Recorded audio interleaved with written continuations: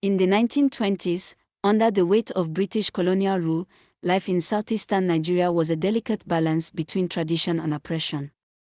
The Igbo people had long thrived through communal systems where women held significant power, not as rulers, but as stewards of culture, trade, and justice.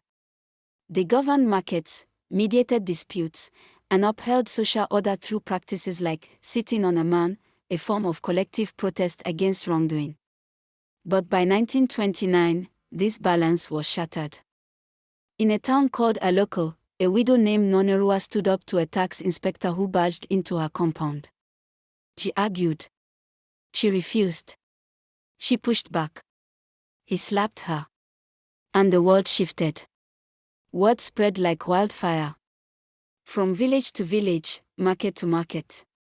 Drums were beaten. Messages passed in secret. Thousands of women began to gather. 10,000 strong. Clad in wrappers. Carrying no guns. Just palm fronds, songs, and a storm of anger. They marched on colonial offices, disrupted court proceedings, surrounded warrant chiefs, and danced in defiance. They used ancient protest tactics, singing mocking songs, banging on doors, refusing to move. They called it women's war. But the British called it rebellion. And then came the bullets. In several towns, colonial troops opened fire on unarmed women. 56 were killed. Hundreds were wounded. Their bodies fell on the same soil they had cultivated for generations. The sand turned red. The British claimed it was necessary. Order had to be restored. But behind closed doors, they were rattled.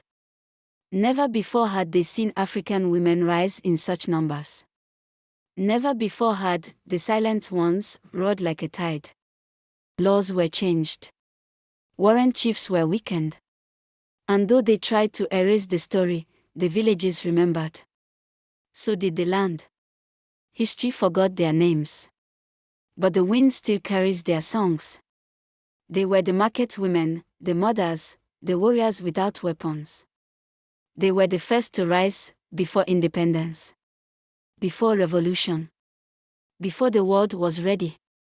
This was the ABA Women's War. As a Nigerian, have you heard of the ABA Women's War before?